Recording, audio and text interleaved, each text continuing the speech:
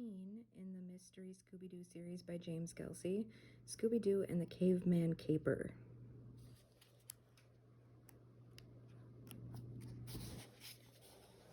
Chapter 1. "Hey, who drank all of my hot cocoa?" Shaggy called from the back of the mystery machine. "Like, what hot cocoa?" Velma asked. "Like the hot cocoa I was bringing to the ice rink so I could stay warm," Shaggy replied. "Did you drink it, Fred?" "I've been driving the whole time, Shaggy," Fred answered. "How about you, Daphne?" Shaggy interrogated her. "You look like you've gotten a little warmer since we left the malt shop." "That's because I'm wearing my ice skating outfit," Daphne said. "And don't look at me," Velma said. "I don't like hot cocoa." That left only one other suspect. Shaggy turned and looked at Scooby, who whistled as he looked out the rear window of the van. "Scooby-Doo?" Shaggy asked suspiciously. "Ruh?" Scooby answered innocently. "Did you drink my hot cocoa?" Shaggy asked. Scooby turned around, shaking his head. "Ruh-uh," he barked. Fred looked into the rearview mirror and started laughing. Daphne and Velma turned around and began laughing too. "What's runny?" asked Scooby. "Like, Scoob, either you're a bad liar or you've grown a chocolate beard and mustache," Shaggy said with a smile. Scooby crossed his eyes so he could look down at his whiskers. He licked his tongue across his entire mouth and slurped in the rest of the hot cocoa. "Ree-hee-hee-hee-hee-hee-hee," he giggled. "Don't worry, Shaggy," Velma said. "I'm sure there's going to be plenty of hot cocoa at the arena. But remember, we're not going to the rink to drink hot cocoa," Fred said. "We're going so that Daphne can skate with Betty Kunkel." Shaggy and Scooby laughed when they heard her name. "Like, who's Betty Kunkel?" asked Shaggy, giggling as he said her name. "She used to be one of the top professional figure skaters," Daphne explained. "She won a gold medal at the last Olympics. But then she decided to start her own ice skating show, which is why she's here. The very first performance of Betty Kunkel's Silver Skates Arctic Ice Review is going to be tonight." "Then why are we going there in the middle of the afternoon?" Shaggy asked. "Because Daphne won that ice skating contest at the mall, remember?" Velma said. "The grand prize was a chance to skate with Betty Kunkel." Shaggy laughed again. "What's so funny?" Daphne asked. "I don't know, Daphne," Shaggy said. "I guess it's that name. Every time I hear it, it makes me want to laugh." "Well, you'd better figure out how to control yourself," she warned. "I don't want you embarrassing us when we meet her." "Reet-roo?" Scooby asked. "Betty Kunkel," Daphne answered. Scooby started giggling, but Shaggy tried to hold it in. After a moment, he couldn't take it anymore. He exploded into laughter. Shaggy and Scooby rolled on the floor in the back of the van. "Oh, brother," Velma sighed. "All right, you two, that's enough," Fred said. "We're pulling into the arena. Remember what Daphne said. Don't do anything that will embarrass us." "I know, like laughing at Betty What's-Her-Name's name," Shaggy said. "Or causing any trouble," Daphne added. "What kind of trouble could we cause at an ice arena?" asked Shaggy. "We don't know, and we don't want to find out," Velma answered.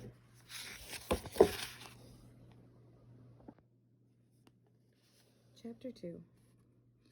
As Fred parked the van, Daphne took a piece of paper out of her pocket and read it. "According to this letter, we're supposed to use the stage entrance in the back," she said. "Then let's go, gang," Fred said, leading everyone around the building to the back. They found the stage entrance and knocked on the big metal door. The knock seemed to echo through the building. A moment later, the door opened and a stocky, bald man in a rumpled blue suit came out. He wore a gray tie, black earmuffs, and work boots. "Can I help you kids?" he asked. "Hi, I'm Daphne Blake," Daphne said, "and this is Fred, Velma, Shaggy, and Scooby-Doo." The man looked at the gang without blinking. "Can I help you kids?" he asked again. "I'm the winner of the Shoppingland Mall contest," Daphne explained, handing him the letter. "I'm here to skate with Betty Kunkel." Shaggy and Scooby looked at each other and tried with all their might not to laugh out loud. The man read the letter. Shoppingland, he muttered to himself. "Never heard of it. If you want to see Betty Kunkel, buy some tickets." Just as the man walked back inside, he bumped into a woman in a long overcoat. The woman whispered something into the man's ear. The man suddenly perked up. He turned and smiled at the gang. "Shoppingland? Why didn't you say so?" he said. "So which one of you is the lucky winner?" "I'd say she's the one wearing the skating outfit," the woman said. "Hi, I'm Ray Cleveland, Betty's coach, and you must be Daphne." "Yes, that's me," Daphne replied. "And I'm G.T. Barrington, Betty's publicist," the rumpled man said.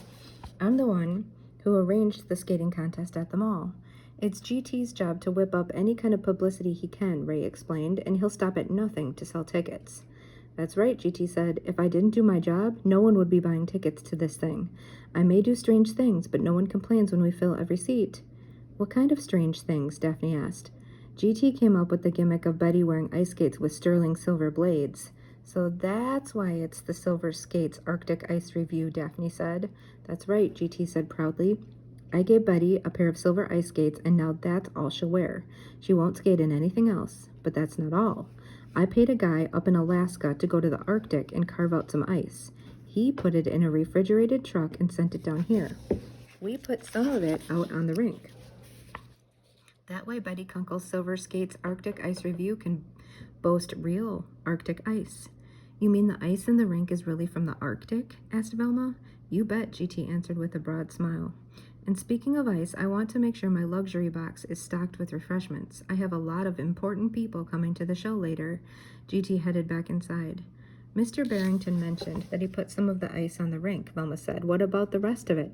There was something strange inside one of the blocks, Ray said. We called the university and they said to keep it frozen until they could get here. What was it? Asked Fred. We're not sure, but it looked like a prehistoric caveman, Ray said. I guess that ice has been around for centuries. Jinkies, a real live caveman? Exclaimed Velma. Do you think we could see it? We'll pass it on the way in, Ray said. So what do you say we go inside and meet Betty Kunkel? Shaggy and Scooby held in their laughter long enough for Fred, Daphne, and Velma to follow Ray inside. Then they cracked up. Let's go, you two, Velma said, poking her head out the door. She smiled at them.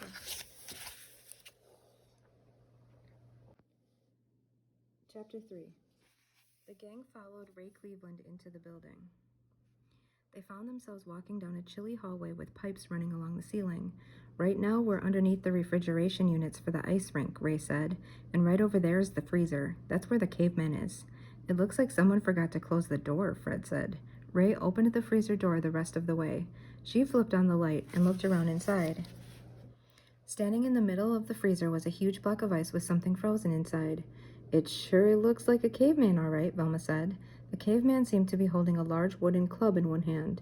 Man, if that's not the creepiest thing I've ever seen, I don't know what is, Shaggy remarked.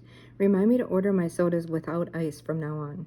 I'm glad you saw that open door, Fred, Ray said. If too much warm air gets inside, that thing will start melting. She closed the door tightly and led the gang up a staircase at the end of the hallway. A gigantic polar bear greeted them at the top of the stairs. Rikes, Scooby barked, jumping into Shaggy's arms. Relax, Scooby, it's just a fake polar bear, Velma said. It's one of the set pieces for the show, Ray said. I'd better have someone move it away from the stairs. She looked around and called out someone's name. Phyllis? Phyllis! Is this where all the sets for the show are kept? Daphne asked. Yep, Ray answered. Come on. The gang followed Ray into an enormous space. It was chock full of different pieces of scenery and props, all reflecting the ice show's Arctic theme. There was a pile of snow that turned out to be 3 lumpy white baskets and lots of snowflakes made of plastic. Why is it so cold up here? Shaggy asked, his teeth starting to chatter.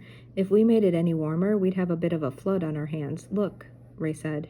She walked over to a black curtain and pulled it aside. The gang looked through and saw the arena.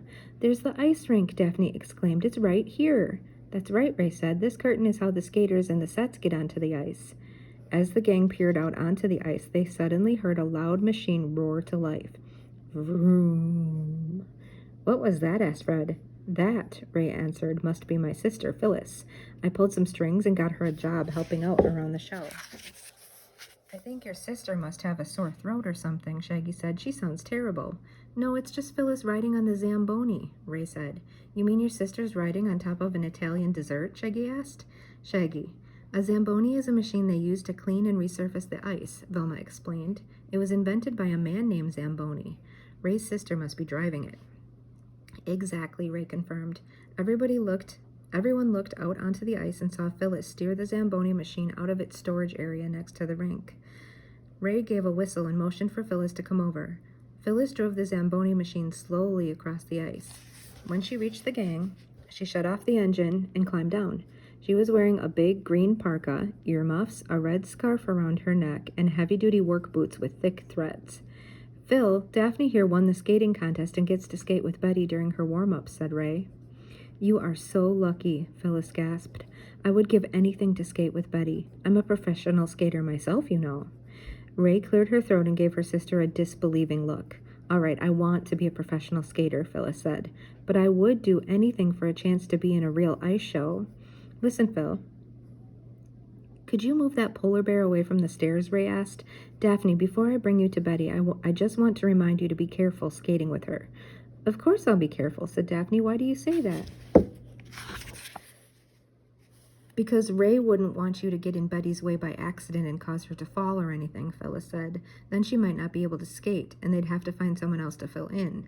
But where could they possibly find someone on such short notice who knows all the routines from watching Betty practice them for a week? Phyllis asked, pretending to be puzzled.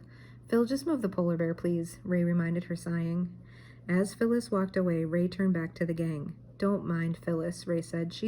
She has this dream of filling in for an injured skater and being discovered. Anyway, let's go. I'm sure Betty can't wait to meet you.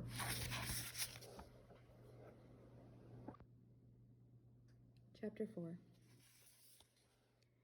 Ray started leading the gang away when they heard someone scream, "Ah!"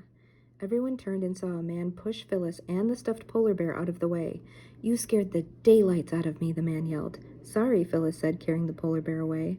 The man saw Ray and zoomed right over. He was wearing a red sweater over a black turtleneck and black pants. Where is she, Ray? The man asked. How did you get in here? Ray shot back. Someone left the back door open, the man answered. Now where's Betty? She's busy getting ready for the show, Ray answered. The man suddenly noticed that Daphne was staring at him. Yes, miss, can I help you? He asked her. You're Joe Crestgy, she said. You're Betty's skating partner. I was Betty's skating partner, Joe Crestgy answered, until she decided to retire from competition without telling me, that is. Now don't blame Betty because your career fell apart.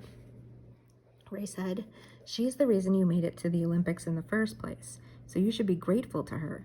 Joe Crestgy's face turned red with anger. Then he took a deep breath and calmly blinked his eyes. Of course, Ray, Joe said. Would you please be so kind as to deliver a message for me to Ms. Kunkel? Shaggy let a small giggle escape. Joe Crestgy glared at him. Please tell Betty that I haven't forgiven her, he said, and that she will pay dearly for ruining my ice skating career. Did you get all that? Joe Crestgy whipped around and marched back downstairs. Well, he's sure mad at Betty, Velma said. I think he's more jealous than anything, Ray said. Now let's go meet her before anything else can distract us.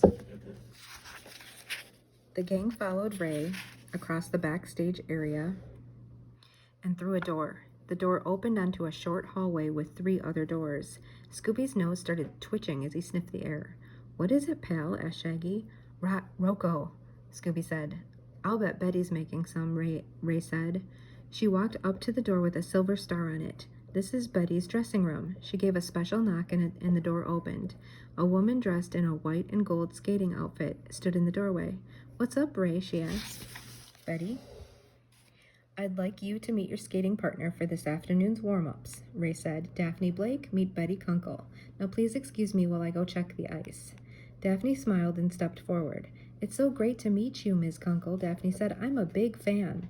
Well, it's nice to meet you too, Daphne, Betty replied. Are these your friends? Oh, yes, Daphne said. This is Fred, Velma, Shaggy, and Scooby-Doo. I hope it's okay that I brought them. Of course, Betty said. Why don't you all come inside for some hot cocoa? We thought you'd never ask, Shaggy said.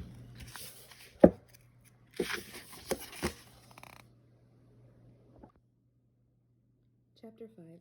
Shaggy and Scooby barged right into Betty Kunkel's dressing room. They spied a sofa in the corner and flopped themselves down on it. Now this is more like it, Shaggy said, warm and comfy. Fred noticed a pair of ice skates hanging on a hook.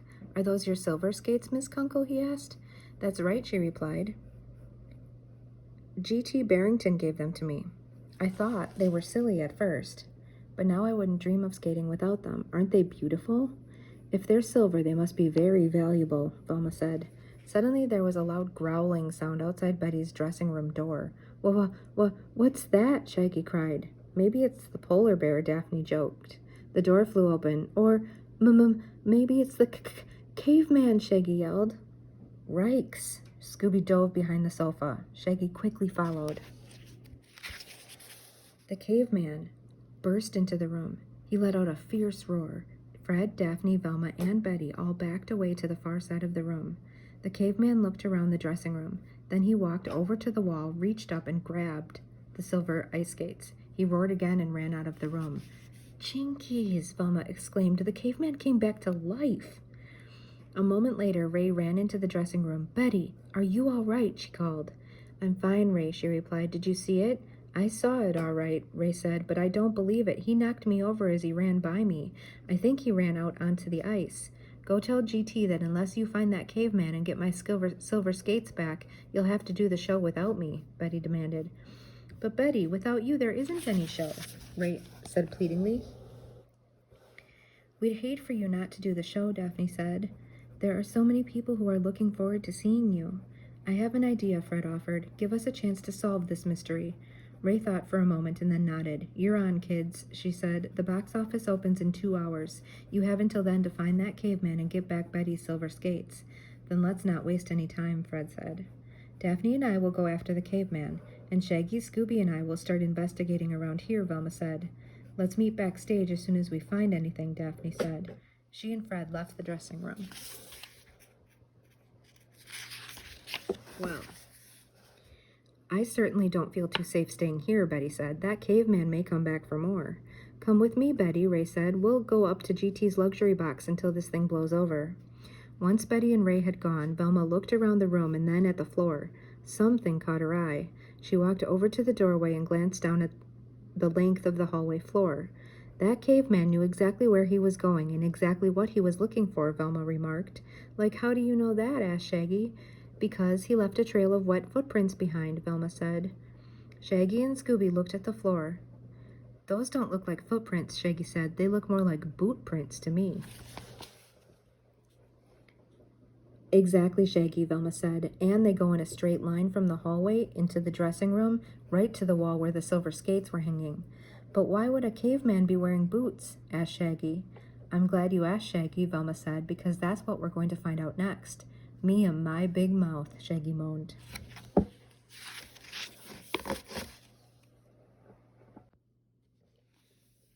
Chapter 6. Velma, you go ahead, Shaggy said. Scooby and I want to have some of the hot cocoa that Betty offered us before the tall, dark, and frozen burst in. I don't know, Velma replied wearily. Breeze, begged Scooby. We'll be really quick, Shaggy said. Besides, all we have to do is follow those watery boot prints to find you. All right, but don't take too long, Velma warned them. Velma left the dressing room. Shaggy and Scooby ran over to the pot of hot cocoa. Shaggy grabbed 2 mugs and set them down next to the pot. He put a plastic spoon into each mug. Then he carefully poured the hot cocoa into each mug. He and Scooby picked up their mugs and slowly took a sip. They said simultaneously, tasting the chocolatey goodness. Let's go, Scooby-Doo, Shaggy said. We'll drink and walk. Shaggy looked down and noticed that the boot prints were almost gone. Oh no, he exclaimed. The wet boot prints are drying up. Come on, Scoob, and hurry. Shaggy and Scooby walked as quickly as they could without spilling their hot cocoa. They went into the hallway and through the doorway that led back to the big backstage area. They looked around, but there were no more boot prints. After another sip of cocoa, they heard a sound come from the far side of the room. Velma, Shaggy called. Relma, echoed Scooby.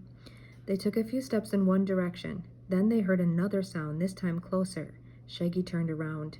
Zoinks, he exclaimed. He was standing face to face with a giant walrus. Oh, it's just another prop for the ice show. Scooby looked at the walrus and got an idea. He grabbed the plastic spoons from his and Shaggy's mugs of hot cocoa. Scooby turned around, raised the spoons to his face, and stood on his hind legs. When Scooby turned back around, he brought his front legs together like flippers. The plastic spoons stuck out of his mouth like 2 walrus tusks. He banged his flipper paws together. Arr, arr, he called. Hey, it's a Scooby walrus, Shaggy laughed. That's really good, pal. What other Arctic creatures can you do? Scooby looked at Shaggy. Then his eyes opened up wide and the spoons fell out of his mouth. Rave man, Scooby barked. You're going to imitate a caveman? Cool, said Shaggy. Ruh-uh, Scooby said, pointing over Shaggy's shoulder. Rave man. Shaggy turned and saw the caveman standing there. The caveman raised his wooden club and let out a loud yell. Let's get out of here, Shaggy yelled. He and Scooby weaved in and out of the pieces of scenery with the caveman close behind them. "This way, Scoob," Shaggy called. He and Scooby ran through the black curtain and onto the ice. They immediately lost control and started slipping and sliding. The caveman ran out onto the ice after them. Instead of slipping and sliding like Shaggy and Scooby, he was able to keep his footing. Scooby managed to pick himself up and start running. Shaggy grabbed onto Scooby's tail and slid along the ice behind him. Just as the caveman was about to grab them, Scooby crashed into the side of the rink. The caveman leaped over Shaggy, Scooby, and the railing and ran off into the stands. "Boy, that was close," Shaggy said. He and Scooby made their way across the ice back to the black curtain, holding on to the side of the rink the entire way. Velma was there waiting for them, and she was holding something in her hand. "I was on my way downstairs when I heard your voices out on the ice," she said.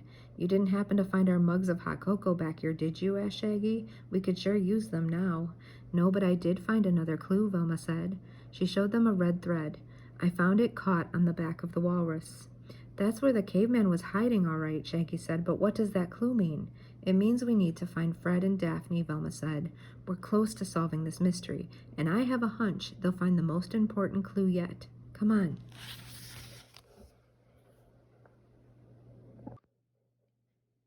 Chapter 7. Velma led Shaggy and Scooby down a flight of stairs and into the hallway. "Hey, isn't this where the freezer is?" asked Shaggy. "Right you are," Fred said, coming down the hall toward them. "This is where everything began." "Fred and I just got here," Daphne explained.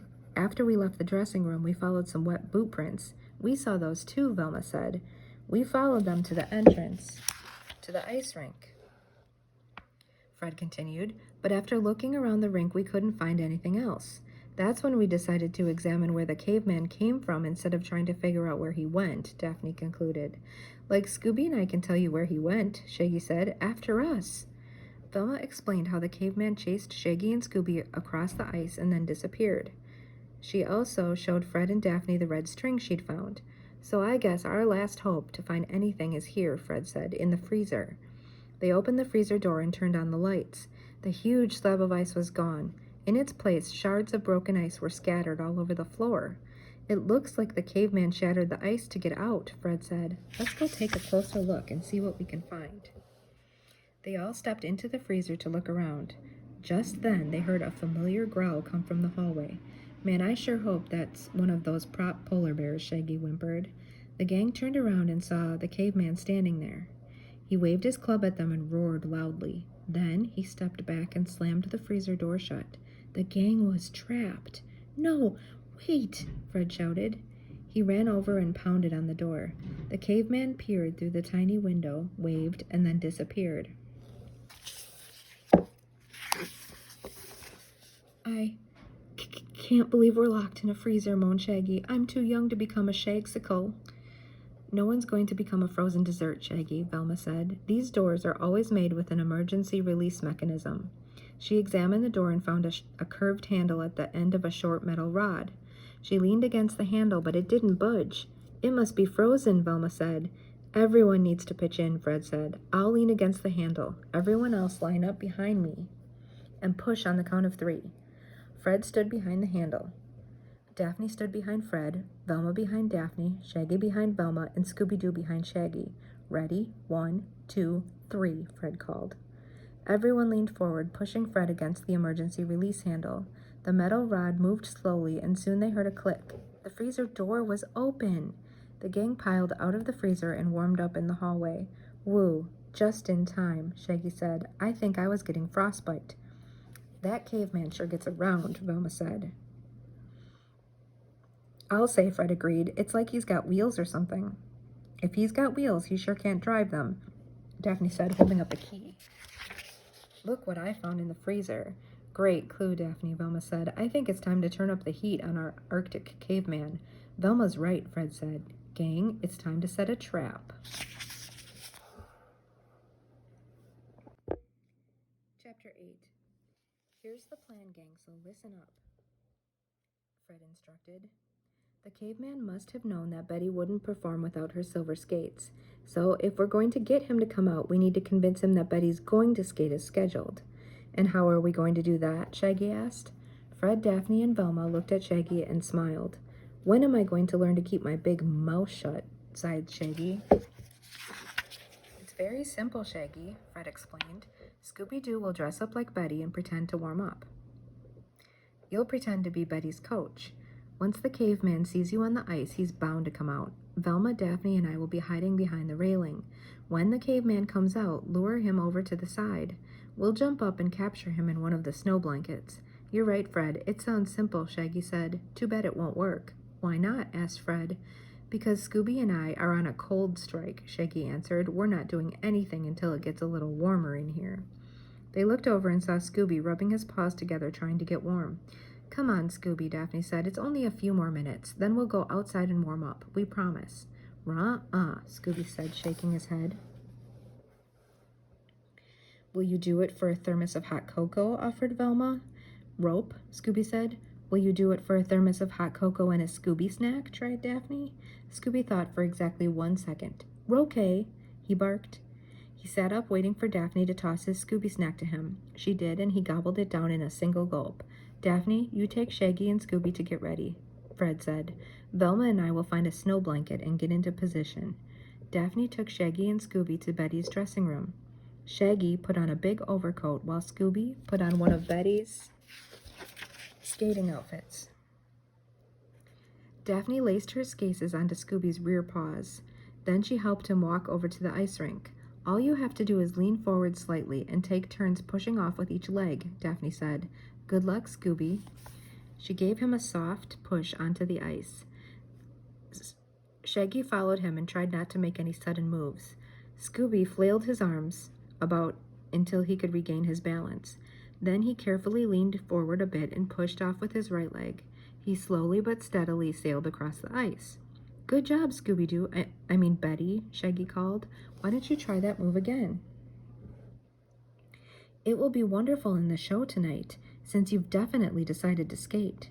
Scooby became more comfortable and slowly picked up speed. He skated around and around until he and Shaggy heard the caveman's roar echo through the arena. Rikes, Scooby barked, losing his balance. Shaggy saw the caveman come running down through the stands. The caveman leaped over the railing and landed on the ice without falling. Arg, growled the caveman. Let's get moving, Scooby, Shaggy called. He tried to run over to help Scooby, but he slipped and fell down. Scooby tried to scramble to his feet, but kept slipping too. The caveman was getting closer. Finally, Scooby and Shaggy managed to get to their feet. Scooby leaned forward and pushed off with his right leg. Shaggy held on as they skated toward the railing with the caveman right behind them. Just as Scooby neared the railing, Shaggy yelled, Now, Fred! Fred and Velma jumped up and threw the snow blanket. The caveman saw it coming but couldn't stop in time. The blanket landed squarely on him and Shaggy, knocking them to the ice. Over here, Scooby, Daphne said, waving to Scooby. Scooby skated over to Daphne, who tossed him the key they'd found. Scooby grabbed the key and skated over to a green door. Shaggy squirmed under the blanket so much that it came off the caveman.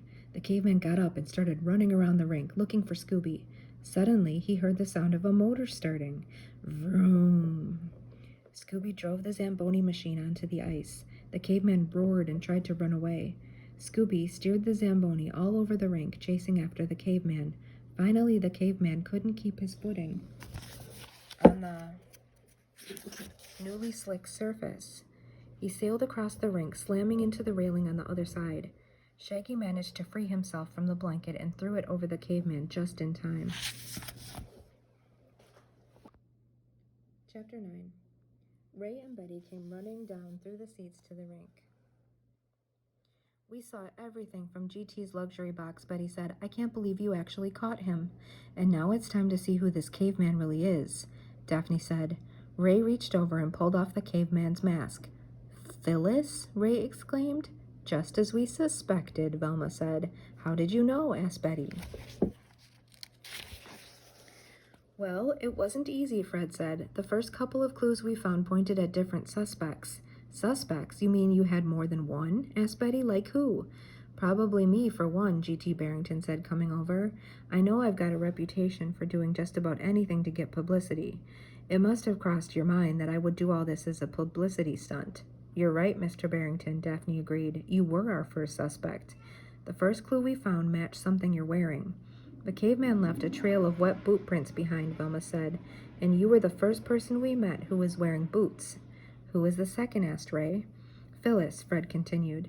But our second clue suggested that Joe Kresge was involved, Daphne said. How could Joe be a suspect? He isn't even here, Betty said. I forgot to tell you, Betty, Ray said. He stopped by earlier to see you. He was very upset. And he was wearing a red sweater that matched a red thread I found after the caveman chased Shaggy and Scooby, Velma said. But both of these clues also pointed to Phyllis, Fred said. She was wearing work boots and a red muffler. It wasn't until the caveman locked us in the freezer that we found the last clue, a key. What kind of key? Ray asked. The key that Scooby-Doo just used to help capture the caveman, Daphne said. The key to the Zamboni machine. Once we found that key, we realized that whoever was behind this must have dropped it by accident, Velma explained. That's how we got locked in the freezer. The caveman came back to find the key, but instead he found us. So that explains how the caveman disappeared after he took the skates, Ray said. After he ran out onto the ice, he hid in the Zamboni closet, which is where you'll find your silver skates, Betty, Daphne said. After all I went through to get you this job, Phil, how could you do something like this? Asked Ray. I was tired of being everyone's gopher, complained Phyllis. I wanted to prove that I have what it takes to be a professional skater.